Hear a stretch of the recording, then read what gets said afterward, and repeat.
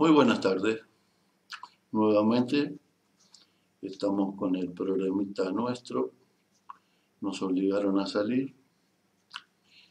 Y hoy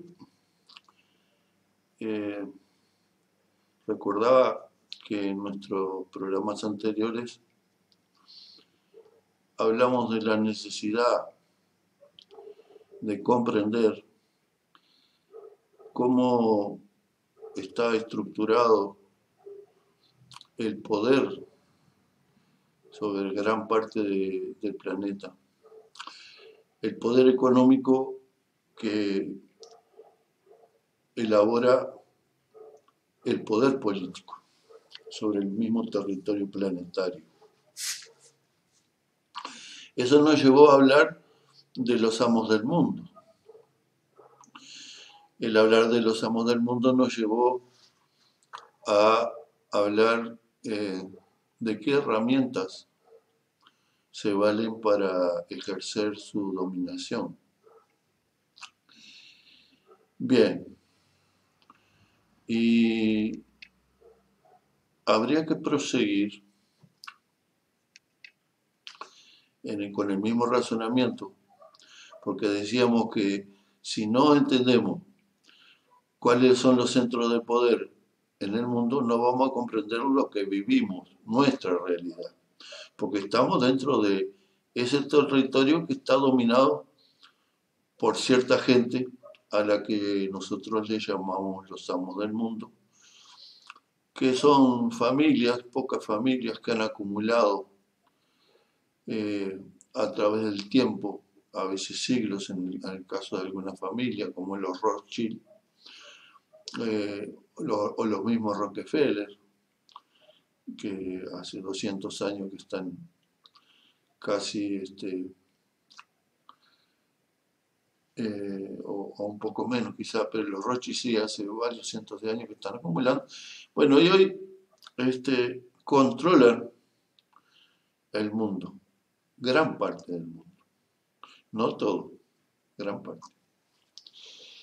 Y habíamos dicho que habiendo quedado atrás la Guerra Fría, o sea, entre dos sistemas, el capitalista y el socialista, quedó este campo bajo dominio del capitalismo.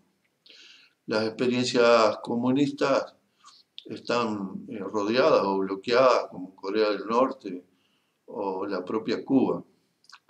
Quiere decir que poca incidencia tiene el mundo comunista reducido a su mínima expresión.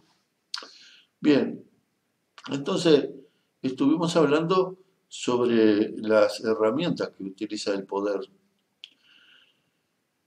los amos del mundo, para hacer su control y su hegemonía sobre la Tierra. Entonces, me acuerdo que mencionamos al pasar aquello de que cuando ese poder de los amos del mundo encuentra resistencia en algún país, entonces apela a todas las herramientas y cuando ya no surten efecto, ni la presión en lo económico, ni mediante la banca, ni mediante campañas mediáticas, ni todos aquellos armas de presión, el control sobre el petróleo, el control, todas esas herramientas que mencionamos. Dijimos que cuando ya se ha probado todo y no resultó, entonces apelan a la fuerza bruta. Y entonces entran a mansalva en los países a recuperar el control que habían perdido, se puede decir así. Y esa es la causa de todas las últimas guerras a las que el planeta ha asistido. Y las futuras también. Es la guerra por el control, la guerra por vencer la resistencia de los países. Entonces, hasta ahí llegamos en las decisiones anteriores. Entonces, vayamos a ese caso. ¿Se resiste algún país se le entra mansalva y se le impone la ley de los amos del mundo. Normalmente quedan destrozados los países y los medios de difusión que controlan también los amos del mundo hablan de un Estado fallido, ¿no? Claro, no va a ser un Estado fallido si destrozan a un país y su población y su forma de autogobernarse. Bien, entonces ahí está Libia, Estado fallido, Irak, etcétera, etcétera, etcétera. Quiere decir que imponen algún tipo de régimen político que opera de facto, o sea, estamos en el campo de lo dictatorial. No hay ningún viso de un sistema democrático. Y entonces, o colocan un rey o una autoridad absoluta o un dictador o distintas variantes, pero está eliminada toda posibilidad del ejercicio democrático, porque el ejercicio democrático no le es favorable a los amos del mundo. Desde el momento que han tenido que reprimir a esa población porque se resistió, mal pueden instaurar un régimen democrático que vendría a ser la vuelta atrás. Bien, entonces de eso vamos a hablar. Si los amos del mundo controlan gran parte del planeta, ¿qué regímenes hay dentro de ese campo controlado? Entonces, nosotros acá en América Latina estamos vivos, gente sin mucha edad que vivió las dictaduras de América Latina que fueron impuestas por los amos del mundo para tratar de vencer la resistencia a el poder económico hegemónico. Bien, quiere decir que ya tenemos un modelo no democrático que cumple a rajatabla con los dictados de los amos del mundo. Pero pasa el tiempo y se abre en paso nuevamente la idea de, en esos mismos países que hay dictadura, y un regreso a la democracia. Entonces, estamos hablando por lo menos de dos formas de control. Una bajo la fuerza bruta y otra bajo un régimen democrático.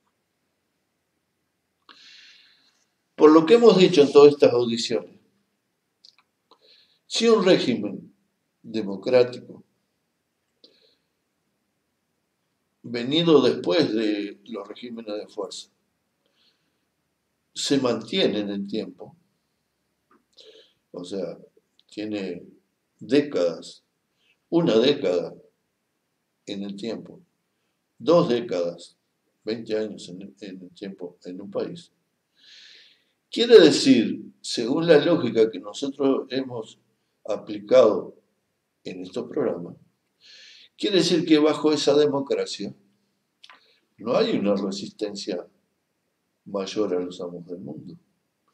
Porque si no, utilizarían todos los medios, las herramientas de las cuales hemos hablado, para hacer el apriete de esos países y llegado el caso de que sigan resistiendo el poder imperial de los amos del mundo, volverían a usar la fuerza bruta. Está en la lógica de las cosas.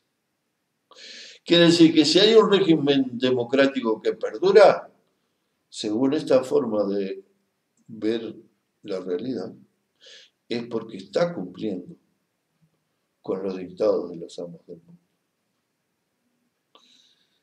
Y eso no sabemos de excepciones, no conocemos excepciones.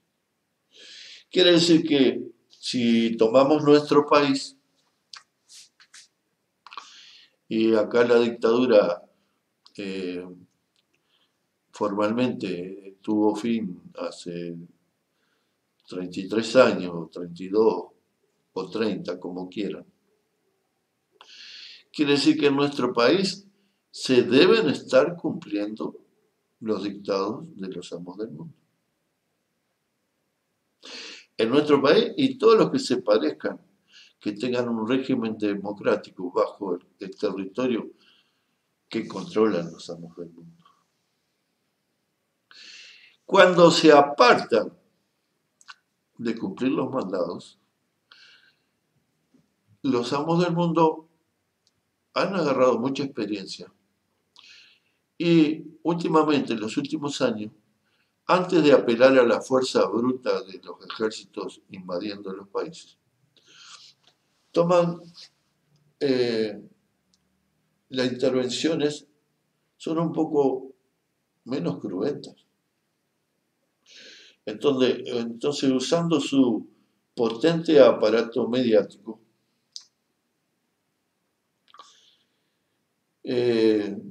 por ejemplo, destituyen a Dilma Rousseff en Brasil.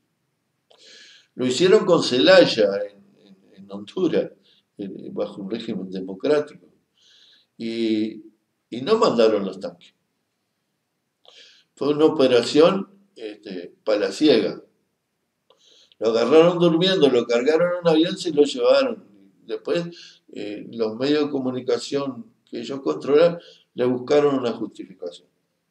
Pero sabemos perfectamente que Zelaya quería instrumentar algún grado de independencia en su país. Poquito, ¿eh? No piensen que era un cruzado. Pero basta revisar y buscar la acción política de Zelaya, porque tenía ciertos planteos sobre lo agrario, sobre la edad, que no le servían los amos del mundo y para afuera. Quiere decir que no mandaron los tanques. Fue un operativo palaciego. Y después sacan otras herramientas que no son cruentas, que, por ejemplo, apelan a una campaña mediática de desprestigio del poder político de turno. Este es el caso de Dilma Rousseff, o de la misma familia Kirchner, porque tampoco son los opositores a los amos del mundo, pero se apartan. Entonces apelan a formas menos cruentas que mandar los tanques. Entonces pasa con el paraguayo Lugo y le hacen un golpe parlamentario. Entonces los amos del mundo van logrando una especialización alta para la intervención que antes solo era guerrera. Muy bien, muy bien. Entonces nosotros acabamos de afirmar una cosa un poco espesa para los círculos bien informados, como dicen.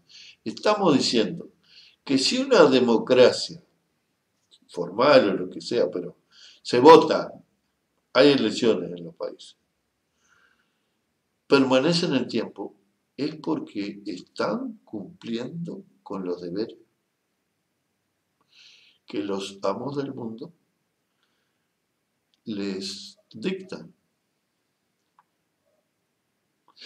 En esto hacemos énfasis total, en esto que acabamos de decir.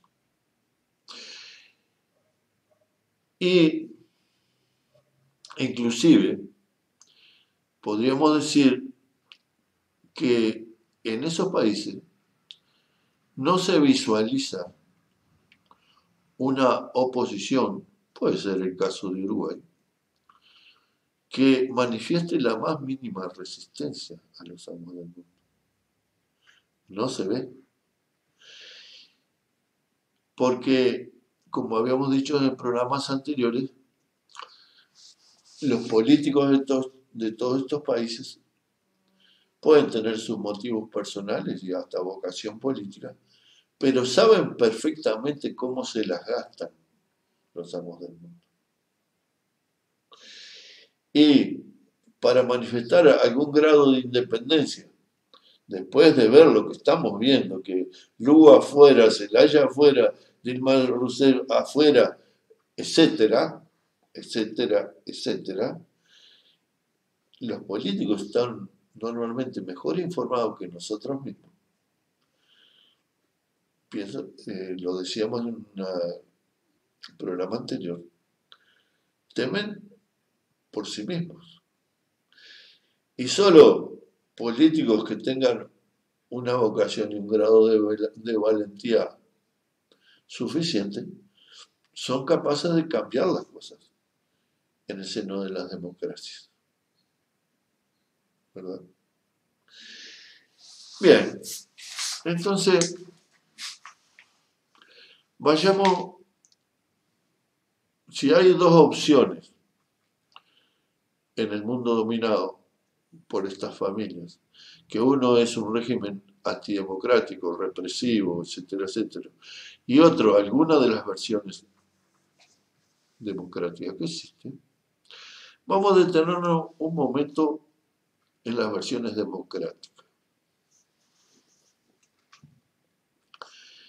Entonces, en este momento, por ejemplo, acá en el Río de la Plata, tenemos una versión democrática en la Argentina. El señor Macri ganó las elecciones. Y otra versión democrática en Uruguay, el señor Tabaré Vázquez ganó las elecciones. Hubieron elecciones. Ahora bien, instauran dos formas diferentes de un régimen democrático. Fue ganar las elecciones, que después podemos hablar cómo lo logró, con un gran aporte de los medios controlados por los amos del mundo. Macri en Argentina gana su elección y empieza a tomar medidas cruentas en lo económico contra su población, pero con la luz prendida, o sea, a cara descubierta, y a los pobres les dicen: ustedes estaban viviendo de una forma fantasiosa, ustedes son pobres y tienen que vivir como pobres. Le quita los subsidios a los discapacitados. Gánense la vida como se la tienen que ganar. Eliminan sectores del Estado que no les interesan a los amos del mundo. Los eliminan. Empieza a entregar lo que queda de los bienes públicos, o sea, los bienes, las empresas del Estado, ¿no? Estoy hablando de Macri, pero Temer en Brasil está haciendo exactamente lo mismo. Se está llevando por delante a la población de su país. Si la gente del PT en Brasil tenía planes de ayuda y de subsidio a la pobreza y a los desocupados, etcétera, etcétera, se elimina todo. Es una forma en democracia cruenta contra las poblaciones. Pero no lo ocultan, no hay demagogia ninguna, ¿verdad? Esa cara descubierta. Y ahora vamos a volver, pero vamos a tomar Uruguay. En Uruguay llegó al poder el Frente Amplio ya hace unos años y tiene una política diferente. Ahora, nosotros dijimos de antemano que si perdura, que ya tiene como 17 años, no sé cuánto hace que está ya en el poder el Frente Amplio, y la democracia uruguaya 30 y tanto, ¿no? 13 años en el poder tiene el Frente Amplio, y la democracia uruguaya 30 y tanto, quiere decir que sin ver, sin saber, y no hay ningún indicio de que los amos del mundo estén apretando al Uruguay de una forma severa, quiere decir que el gobierno uruguayo, a pesar de manejarse en forma diferente a un Macri o a un Temer, que no tiene ningún problema en decir que son neoliberales y que el pez más grande se coma al chico y que el chico marchó porque así lo indica la biología y la sociología también, etcétera, etcétera, y todas las tremendas cosas que dice. Acá, ¿qué pasa entonces? Y vamos a ver que siendo servidores del mismo amo o de los mismos amos, vamos a ver una política diferente en lo formal. Entonces,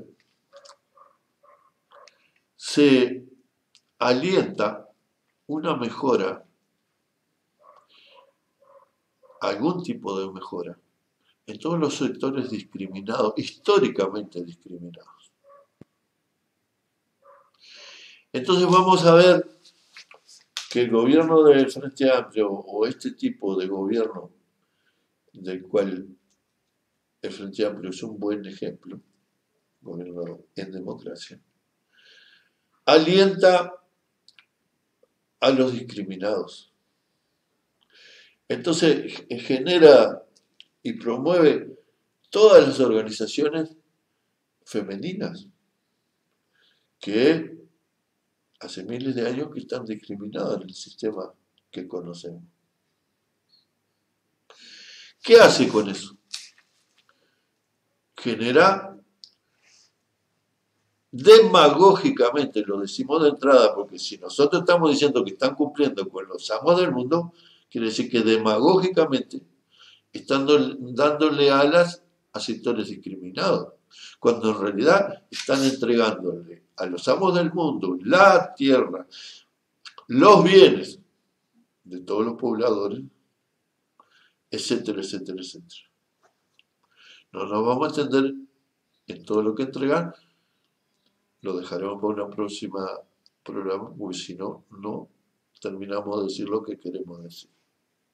Quiere decir que vamos a ver proliferar organizaciones feministas de distintos grados, ¿no?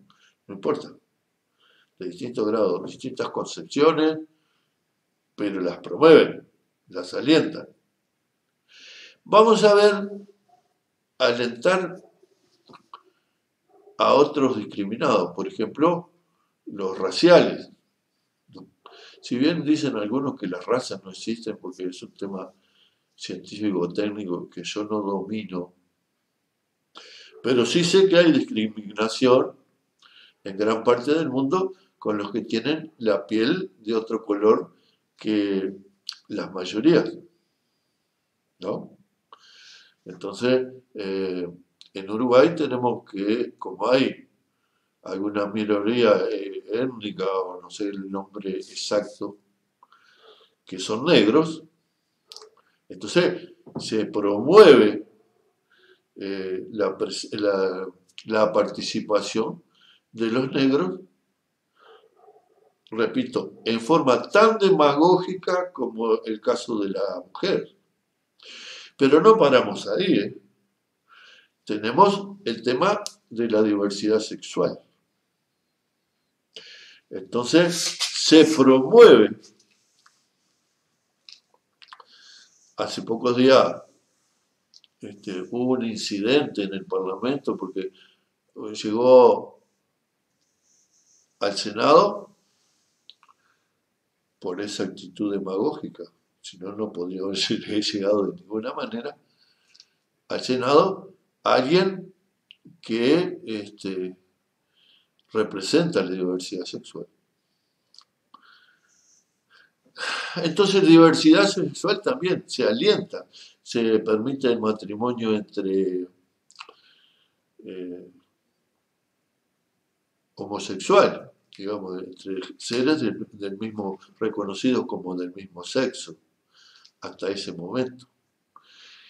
Eh, Quiere decir que demagógicamente, insistimos, porque por otro lado están robándole a los homosexuales, a las mujeres, a los negros en este caso, de nuestro querido Uruguay, porque no tenemos presencia de otras etnias importantes salvo la africana.